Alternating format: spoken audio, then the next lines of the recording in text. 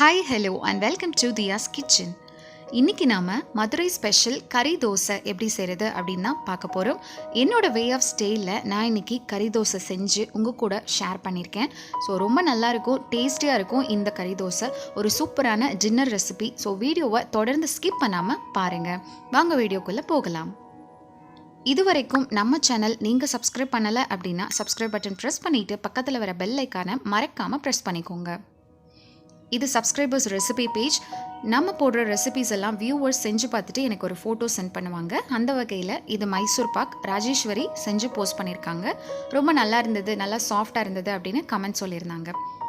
இதுவும் மைசூர் பாக் லீலா கார்த்திக் செஞ்சு போஸ்ட் பண்ணியிருக்காங்க. உங்கள் 2 பேருக்கும் ஒரு பெரிய தேங்க்ஸ் சொல்லிக்கிறேன் இந்த நேரத்தில்.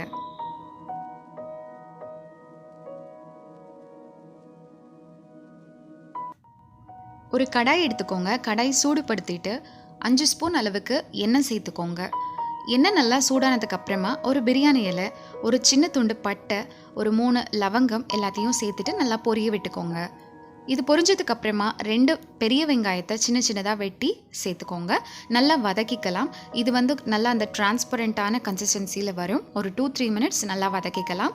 இந்த நேரத்தில் ஒரு ஸ்பூன் அளவுக்கு இஞ்சி பூண்டு விழுது சேர்த்துக்கோங்க. இஞ்சி பூண்டு விழுது நல்லா பச்சை வாசனை போகிற அளவுக்கு நல்லா வதக்கிக்கலாம்.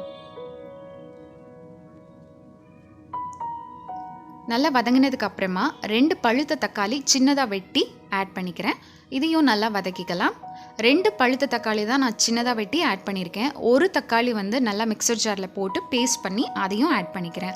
அப்போ தான் நமக்கு கிரேவி நல்லா திக்காக கிடைக்கும். ஸோ அதுக்காக இப்போது இது எல்லாத்தையும் நல்லா சாட்டே பண்ணிக்கலாம். எப்போதுமே தக்காளி சேர்த்த உடனே உப்பு ஆட் பண்ணிக்கோங்க. தேவையான அளவு உப்பு சேர்த்துட்டு நல்லா வதக்கிக்கலாம்.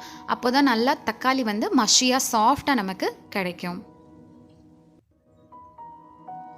1/2 ஸ்பூன் மஞ்சள் தூள், 1 ஸ்பூன் சிக்கன் கறி பவுடர், 1 ஸ்பூன் மிளகாய் தூள், 1 ஸ்பூன் மல்லித்தூள், இது எல்லாத்தையும் சேர்த்து நல்லா பச்சை வாசனை போகிற அளவுக்கு நல்லா வதக்கிக்கலாம். நல்லா இதை வதக்கி விட்டுட்டு மூடி வச்சு வேக விட்டுடலாம்.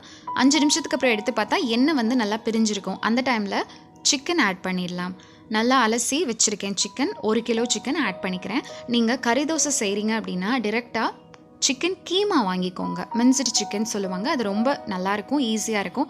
சப்போஸ் அது பிடிக்கலைன்னா இந்த மாதிரி சிக்கன் வாங்கிக்கோங்க. நம்ம இதுலேயும் கறி தோசை செய்யலாம். இப்போது நல்லா கலந்து விட்டுட்டு இதை மூடி வைக்கிறேன். ஒரு 10 நிமிஷத்துக்கு அப்புறம் எடுத்து பார்த்தா லைட்டாக தண்ணி விட்டுருக்கு. இப்போது எக்ஸ்ட்ரா கொஞ்சம் தண்ணி சேர்த்து நான் இதை கொதிக்க விட போகிறேன். ஒரு 15 to 20 மினிட்ஸ் நல்லா கொதிக்க விட்டோம் அப்படின்னா நமக்கு சிக்கன் கிரேவி தயார். மூடி வச்சு கொதிக்க விடுங்க. தென் சர்வ் பண்ணுறப்போ மேலே மல்லித்தலை, புதினா இதெல்லாம் போட்டு சர்வ் பண்ணிடலாம். இது லஞ்சுக்காக நான் செஞ்சிட்ருக்கேன். இப்போது கறி தோசை எப்படி செய்கிறதுன்னு பார்த்துடலாம். நம்ம செஞ்சு வச்சுருந்தோம் இல்லையா கிரேவி, அதிலிருந்து கொஞ்சமாக சிக்கன் எடுத்து இந்த மாதிரி சின்ன சின்னதாக வெட்டிக்கோங்க. நமக்கு ஃப்ளஷியான சிக்கனாக இருந்தது அப்படின்னா நல்லாயிருக்கும் அந்த பீசஸ்ஸு. அப்போ தான் நமக்கு நல்லா கறி தோசை நல்லா குவான்டிட்டி நல்ல குவான்டிட்டி கிடைக்கும். ஸோ இந்த மாதிரி எடுத்து சின்ன சின்னதாக பிச்சு போட்டுக்கோங்க. இதில் கொஞ்சம் அந்த கிரேவி எடுத்து ஆட் பண்ணி ஒரு ஓரமாக வச்சுடுங்க. இந்த அளவுக்கு நமக்கு சின்ன சின்னதாக வெட்டியிருந்தால் போதும். இப்போ ஒரு கடாய் சூடு பண்ணிக்கோங்க. அதில் ஒரு 3 ஸ்பூன் அளவுக்கு ஆயில் சேர்த்துக்கோங்க. எண்ணெய் நல்லா சூடானதுக்கு அப்புறமா முட்டை உடைச்சி ஊற்றிக்கலாம். உங்கள் வீட்டில் இருக்க ஆளுங்களுக்கு ஏற்ற அளவுக்கு நீங்கள் எக்கு சேர்த்துக்கலாம். நான் இன்றைக்கி 2 தான் சேர்க்குறேன். இது இப்போ வறுத்து எடுத்துக்க போகிறோம். தேவையான அளவு உப்பு சேர்த்துட்டு தேவையான அளவு மிளகுத்தூள் சேர்த்துட்டு நல்லா இதை வறுத்துக்கலாம். நார்மலாக நம்ம ஸ்க்ராம்பிள்டு எக்ஸ் பண்ணுவோம் இல்லையா, அதே மாதிரி தான். 2 பேருனா 2 முட்டை சேர்த்துக்கோங்க.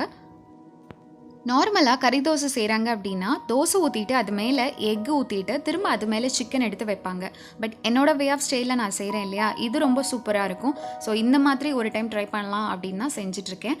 எக்கு ஸ்க்ராம்பிள்டு எக்ஸ் மேலே இப்போது அந்த சிக்கன் நம்ம பிச்சு வச்சுருந்தோம்ல அதையும் சேர்த்து நல்லா 2லேருந்து 3 நிமிஷம் நல்லா வறுத்து விட்டுக்கலாம். இது ஒரு ஓரமாக இருக்கட்டும். இப்போ தோசை தவா ஹீட் பண்ணிவிட்டு அதில் நம்ம ஊத்தப்போ மாதிரி தோசை ஊற்றிக்கலாம். கெட்டியான மாவாக இருந்துச்சுன்னா ரொம்ப நல்லாயிருக்கும். கொஞ்சம் ஆயில் ஆட் பண்ணிவிட்டு மூடி போட்டு 2 நிமிஷம் மட்டும் வேக விடலாம். ஹாஃப் பாயில்டாக இருக்கும் தோசை. இந்த டைமில் நம்ம ப்ரிப்பேர் பண்ணி வச்சுருந்த அந்த சிக்கன் எக்கு அந்த மிக்சரை இது மேலே ஆட் பண்ணிக்கலாம். லைட்டாக ப்ரெஸ் பண்ணி விட்டுக்கோங்க. இப்போ இதையும் மூடி வச்சு ஒரு 2 நிமிஷம் வேக விட்டுடலாம். இப்போது இதை திருப்பி போட்டுடலாம். தேவையான அளவு ஆயில் சேர்த்துக்கோங்க. ஏன்னா கீழே நல்லா கிறிஸ்பியாக வரும் ஆயில் சேர்த்தோம் அப்படின்னா. மேலே லைட்டாக அந்த மாதிரி ப்ரெஸ்ஸிங் கொடுத்துட்டிங்க அப்படின்னா நல்லாயிருக்கும். இப்போது நமக்கு சூப்பரான கறி தோசை ரெடி ஆயிடுச்சு.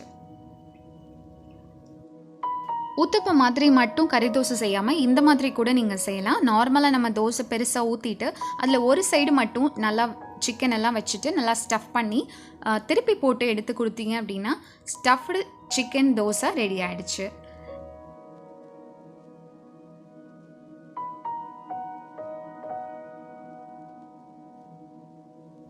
இப்போ நம்ம கறி தோசை எப்படி செய்கிறது அப்படின்னு சொல்லி பார்த்தோம். இப்போ அதை நம்ம டேஸ்ட் பண்ணிடலாம் எப்படி இருக்குது அப்படின்னு சொல்லிட்டு. நீங்கள் வீட்டில் கண்டிப்பாக செஞ்சு பாருங்கள். செஞ்சு பார்த்தீங்க அப்படின்னா ஒரு ஃபோட்டோ எடுத்து எனக்கு அதை சென்ட் பண்ணுங்கள். டிஸ்கிரிப்ஷன் பாக்ஸில் என்னோடய email ID, Instagram, FB page எல்லாமே கொடுத்துருக்கேன். மறக்காமல் செக் பண்ணிக்கோங்க. தென் நீங்கள் இன்னும் நம்ம சேனல் சப்ஸ்கிரைப் பண்ணலை அப்படின்னா சப்ஸ்கிரைப் பண்ணிவிடுங்க மறக்காமல்.